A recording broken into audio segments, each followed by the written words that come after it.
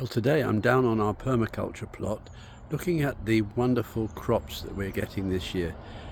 Autumn is a wonderful season with the seasons of mist and mellow fruitfulness, and I'm just going to show you a few of the beautiful fruits we have here. This is a cooking apple. This is a cooking apple called Arthur Turner, and it's huge and they are absolutely delicious. You make them use them as baked apples and put some sultanas in the middle and bake them with a bit of butter. Delicious. One thing I'm trying, and this year they seem to be coming on reasonably well, although I'm not sure how big they're going to get, is this persimmon. I've got a huge crop of persimmons on this tree this year, but they're still very small, and I suspect it's largely due to the fact that we've had a very dry summer. But hopefully they'll come on and swell up with some of the rain that we're getting. And right next to it, the medlar. Now the medlar sometimes is called dog's bottom because of obvious reasons when you look at the medlar, and these aren't ready yet, but I'll let them get to the stage where they rot, and it's called bletting, and at that point they are delicious. They're sweet and they taste sort of beautifully caramelly. They don't look very attractive, but my goodness, they are beautiful to taste. If I look down on the plot, there's still a lot of empty spaces because we're moving from one season to the next.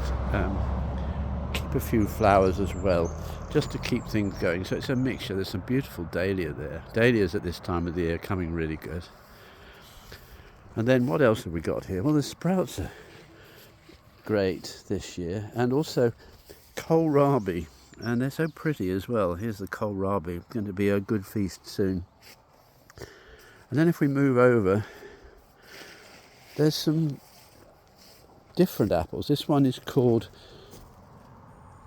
Cornish aromatic. They're very small, but they have a wonderful taste, but it doesn't seem to be doing particularly well here, unlike this one. Now, I was sold this as a Bramley. It's never a Bramley, but it's a delicious eating apple nonetheless. And then we move on to this one here. This is supposed to be a Cox's orange pippin, but again, I think my supplier of the apple trees got all these labels mixed up, but still it's a delicious sweet apple. Things are falling over. The pears have been harvested, and so have the plums. I've had a really good crop of plums this year. And then, of course, not to forget the pumpkins. This one's polar bear, and this one is, no, that's Crown Prince actually. That's Crown Prince, so that's a small one. You can see by the size of my hand. And then this one is polar bear, and this is huge. So they're going to provide me with some lovely food during the winter.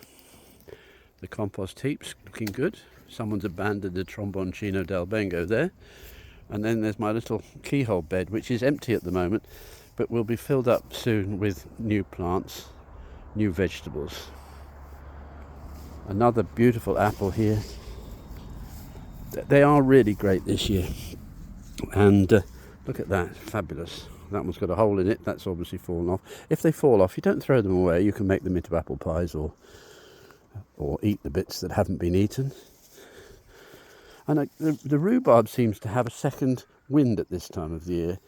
And there's some good stuff here, but it's not really great to eat at this time of the year. But it's great to have new leaves on them because that's going to build up the strength for next year's harvest in the spring.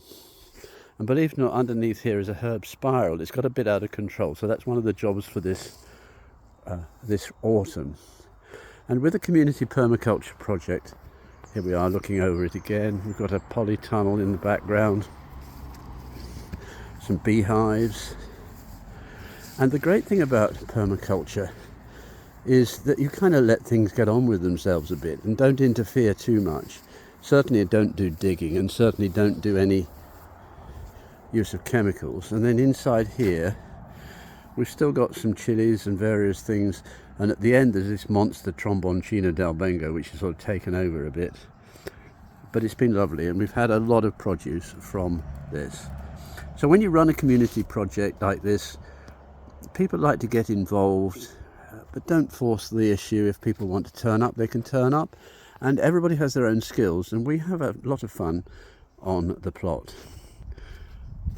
So there we are, just a little bit of a view. We don't have any mains water or anything supply here, but we are lucky that down behind the beehives, I better be careful I don't get stung, and there is a little stream, and so when we need water we take it out of the stream, but like most streams at the moment, the water levels are pretty low. Anyway, that's a lovely autumn tour of our little permaculture plot here in deepest Somerset. So welcome to our plot.